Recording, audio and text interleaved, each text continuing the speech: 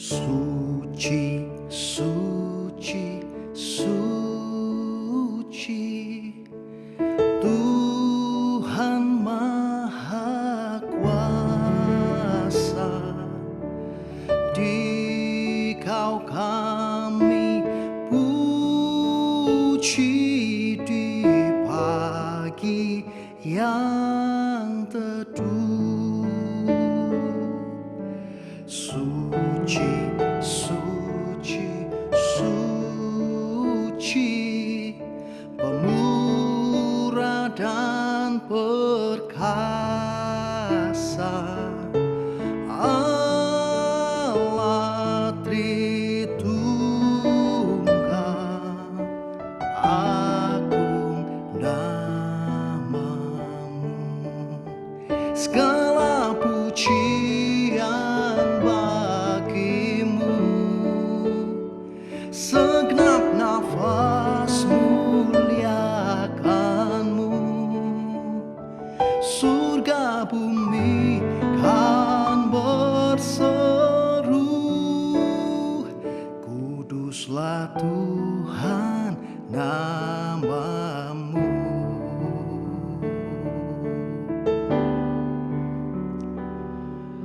Suci, suci, suci, kaum kudus tersungkur di depan tatamu, memberi mahkotanya. Segenap malaikat sujud menyembahmu, Tuhan yang ada selama-lamanya. Segala pujian bagimu, segenap nafas muliakanmu. Surga bumi kan berseru, kuduslah Tuhan namamu. Segala pujian bagimu, segenap nafas muliakanmu. Surga bumi kan berseru, kuduslah Tuhan namamu. Kuduslah Tuhan namamu. Kuduslah Tuhan namamu.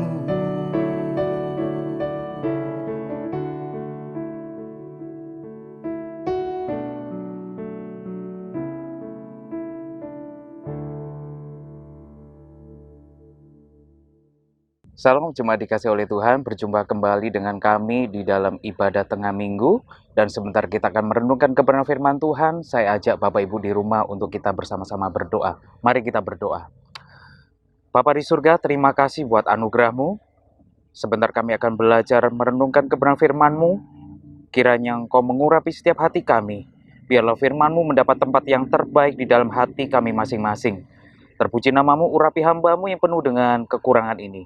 Di dalam nama Tuhan Yesus Kristus kami berdoa. Amin. Oke, Bapak Ibu kasih oleh Tuhan, saya akan mengawali renungan firman Tuhan pada saat ini dengan sebuah pertanyaan. Berapa banyak waktu yang kita habiskan untuk membuka media sosial?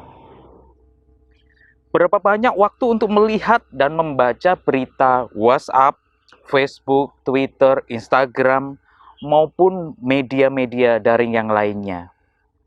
Kalau zaman dulu kita yang mencari berita dengan cara membeli koran, majalah, dan sebagainya. Tetapi saat ini berita yang menghampiri kita melalui grup-grup WhatsApp, Facebook, dan sebagainya.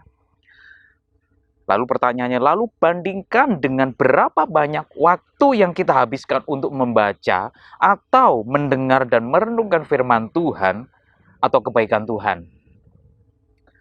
Tujuan saya menanyakan hal ini Bapak Ibu, bukan untuk membuat saudara dan saya merasa bersalah atau membuat saudara lebih tertuduh. Tidak, tidak.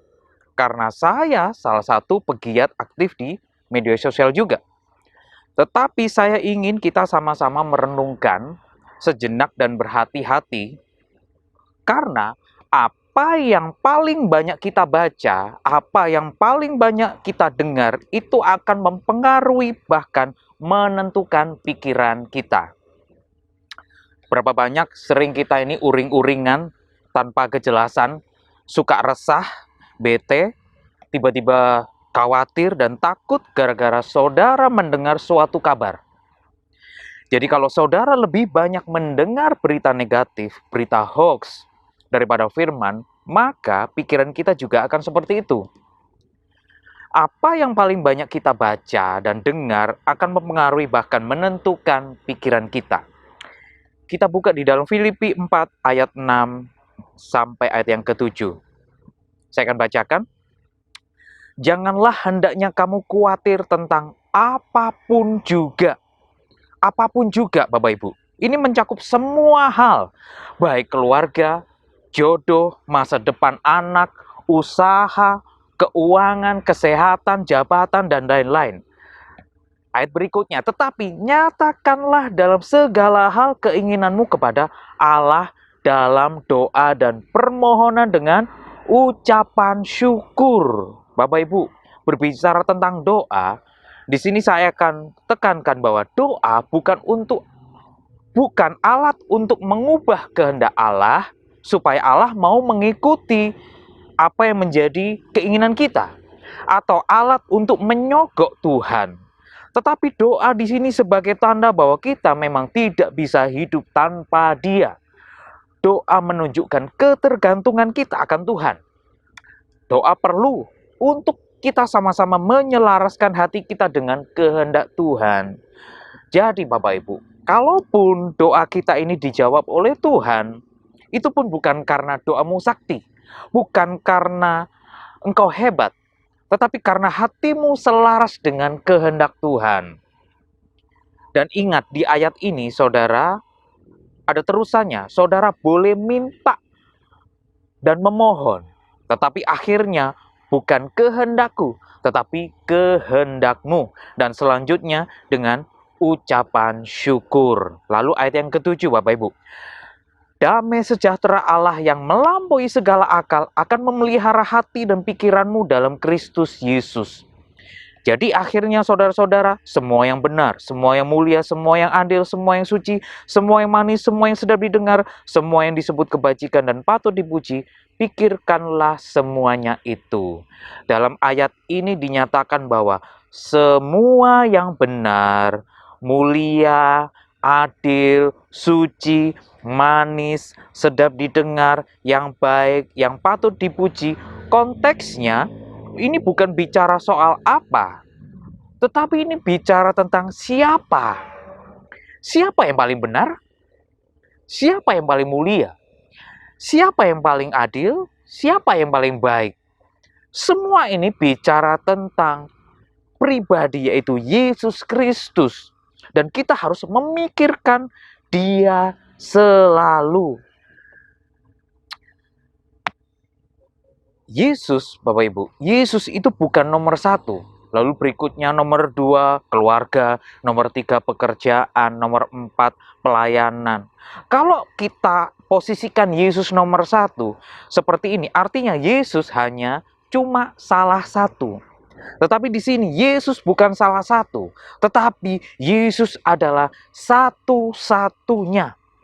Yesus ini ibarat sebuah box yang besar, di dalamnya ada kita semua. Seperti itu. Sayangnya Bapak Ibu, apa yang harusnya kita genggam ini erat-erat, seringkali dibombardir oleh iblis. Apa yang kita dengar, itulah yang kita pikirkan. Dan lama-kelamaan menjadi hal yang kita percayai. dan kita lakukan. Karena apa yang kita pikirkan bukanlah berasal dari Tuhan. Lanjut, kita buka di Filipi 4 ayat yang ke-9. Saya akan bacakan. Dan apa yang telah kamu pelajari, dan apa yang telah kamu terima, dan apa yang telah kamu dengar, dan apa yang telah kamu lihat padaku, lakukanlah itu. Maka Allah sumber damai sejahtera akan menyertai kamu. Di sini ada perbedaan di awal-awal yang tadi. Di sini dikatakan bukan hanya damai sejahtera, tetapi di sini Allah sumber damai sejahtera akan menyertai. Bukan berarti sebelum-sebelumnya Tuhan tidak menyertai hidup kita. Tidak. Melainkan kita tidak menyertai, kita tidak menyadari bahwa Tuhan sudah menyertai. Kita tidak menyadari karena apa? Cenderung banyak memikirkan hal-hal yang di luar diri kita. Yang bukan berasal dari Tuhan. Kita gagal melihat penyertaan Tuhan karena bahan perenungannya salah.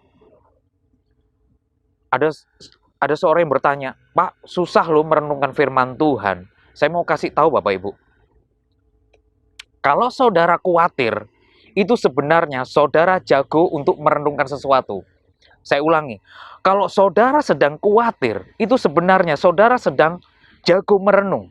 Tetapi apa yang direnungkan adalah masalah saudara. Apa yang saudara renungkan adalah masalah keuangan, masalah keluarga, masalah kehilangan atau kekecewaan, masalah dikhianati, masalah sakit hati. Jadi nggak heran, bukan damai sejahtera yang saudara dapatkan, tetapi kekhawatiran, kecemasan, ketakutan, dan sebagainya. Makanya bukan Tuhan tidak menyertai. Tuhan menyertai saudara. Cuman karena kita tidak bisa melihat, karena yang kita lihat dan renungkan adalah masalah kita. Itu sebabnya Bapak Ibu, kita perlu ganti bahan perenungannya. Yaitu apa? Renungkanlah hal-hal yang datangnya dari Tuhan. Renungkanlah firman Tuhan. Maka kita akan sadar bahwa Tuhan amat sangat baik. Itu kenapa hari ini saya kasih judul renungan kita yaitu kabar baik. Saat saudara mengambil langkah iman untuk menerima dan melakukan apa yang Tuhan inginkan, maka saat itulah kita menyadari bahwa Allah sumber damai sejahtera selalu menyertai kehidupan kita. Nah, sekarang Bapak Ibu, kesadaran akan penyertaan Tuhanlah yang membuat kita mampu memiliki damai sejahtera, sukacita, ketenangan, dan kebenaran. Lanjut di ayat yang ke-8, Filipi 4 ayat yang ke-8. Jadi akhirnya, saudara-saudara, semua yang benar, semua yang mulia, semua yang adil, semua yang suci, semua yang manis, semua yang sedap didengar. Di dalam NKJV, dia pakai bahasa good report. Semua yang disebut kebajikan dan patut dipuji, pikirkanlah semuanya itu. Good report, yaitu apa? Kabar baik. Kita akan berfokus pada kalimat semua yang sedap didengar. Di ayat ini dalam bahasa Inggrisnya di NKJV disebut dengan good report. Percaya dan pikirkanlah bahwa good report itu sangat penting Bapak Ibu. Sebab dunia di mana saat ini kita tinggal itu syarat dipenuhi dengan kabar-kabar buruk. Kita tahu sampai hari ini kabar buruk mengenai COVID-19 sampai hari ini belum juga kunjung selesai. Belum lagi berita-berita hoax yang kita terima di grup-grup WhatsApp. Angka pengangguran semakin meningkat. Kabar buruk, angka kriminalitas semakin luar biasa. Sejak pandemik, angka perceraian yang makin meningkat di mana-mana dan sebagainya. Saya yakin semestinya orang-orang yang sudah dipenuhi oleh Kristus dan sudah menjadi manusia yang lahir baru seharusnya hidupnya selalu membawa berita kabar yang baik. Artinya hidupnya selalu menyertakan kabar baik. Gereja merupakan tempat kabar baik. Tetapi gereja di sini bukanlah gedung atau organisasi. Melainkan gereja adalah kita sendiri, Bapak Ibu dan saya. Orang yang dipanggil keluar dari kegelapan dunia kepada terang Kristus. Karena itu orang yang sudah dipenuhi Kristus akan membawa kabar baik dimanapun mereka berada, dan kabar baik menjadi bagian dari hidup mereka. Itu kenapa Bapak Ibu, saya rindu biarlah anak-anak Tuhan dimanapun dia berada, baik di gereja maupun di rumah, di marketplace, dimanapun engkau dipakai oleh Tuhan, biarlah hidupmu memancarkan kasih Tuhan, sehingga hidupmu senantiasa membawa kabar baik, sehingga orang selalu merindukan saudara, orang selalu bersukacita, mereka merasakan sukacita yang sama oleh karena kehadiran Bapak Ibu dan saya.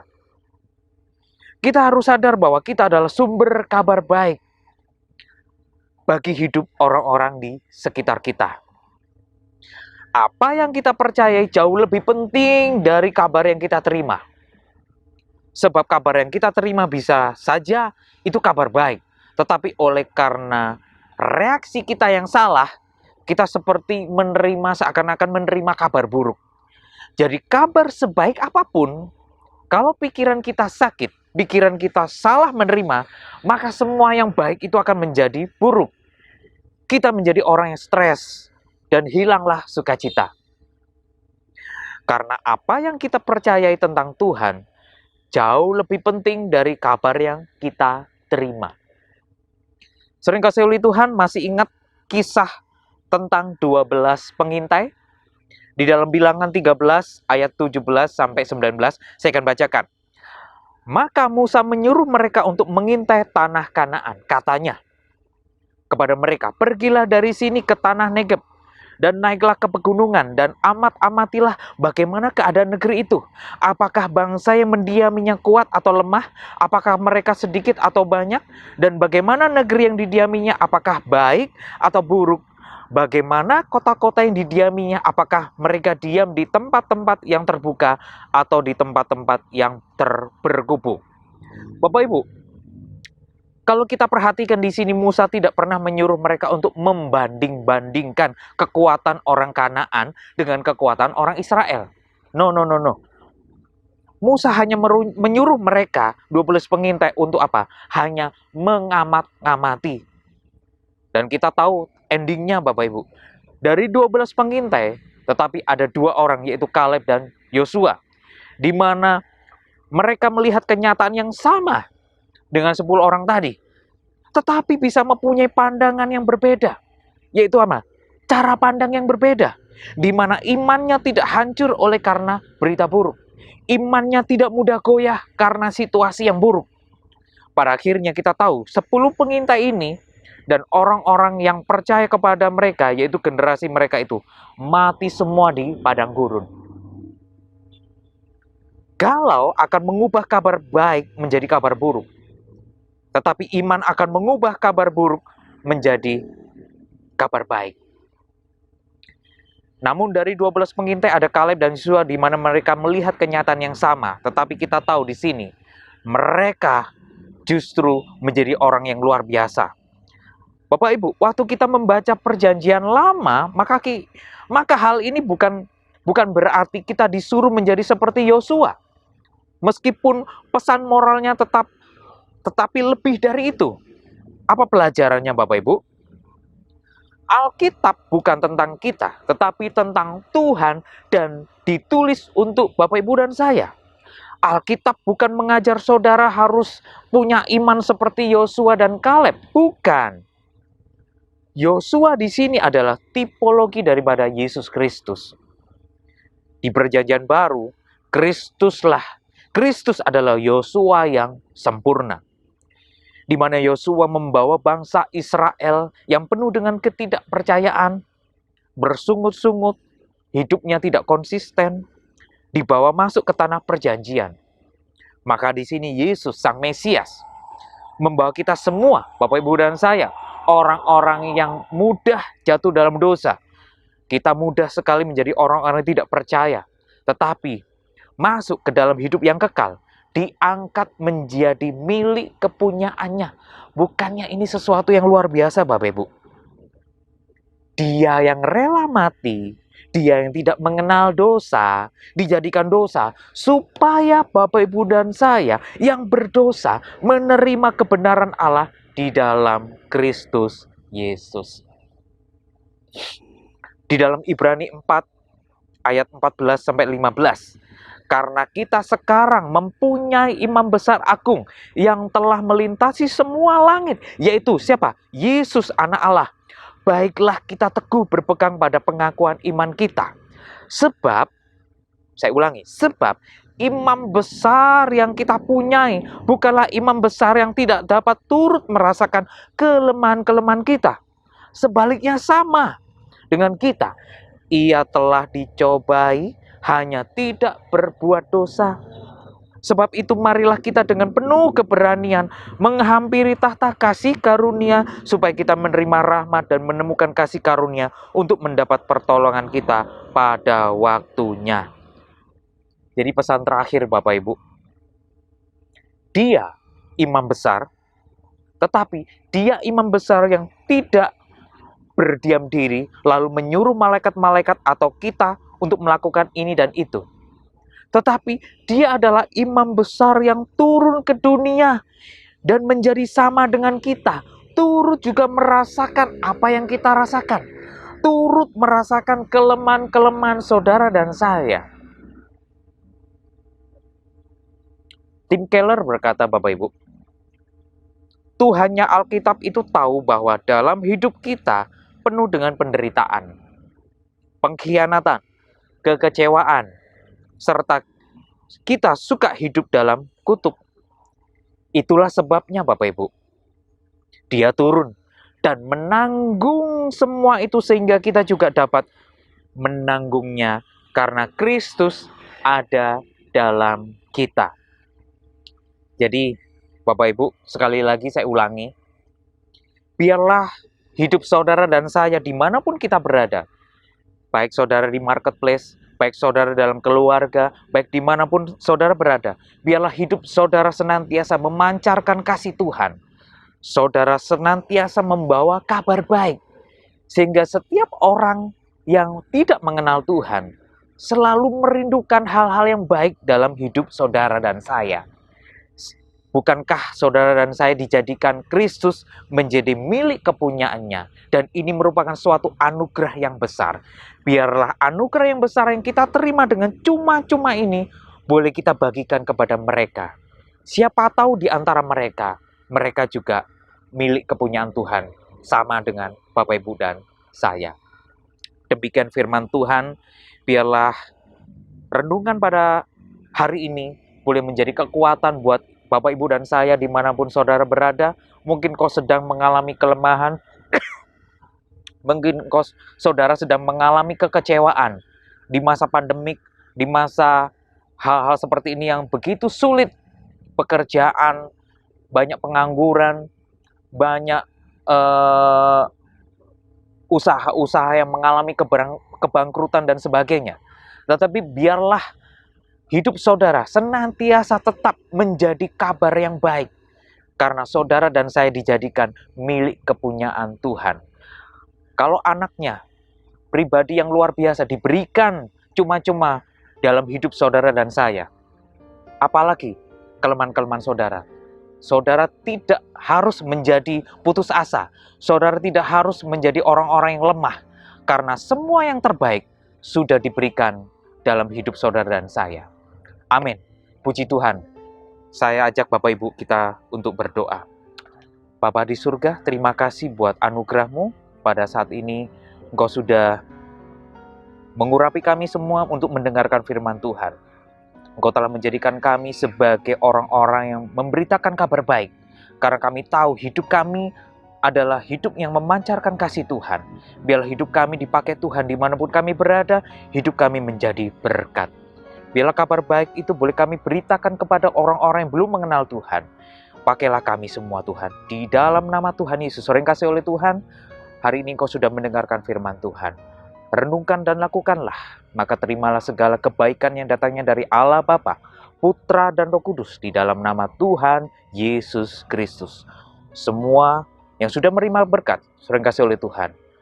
Dalam nama Yesus, sama-sama katakan, Amin. Puji Tuhan.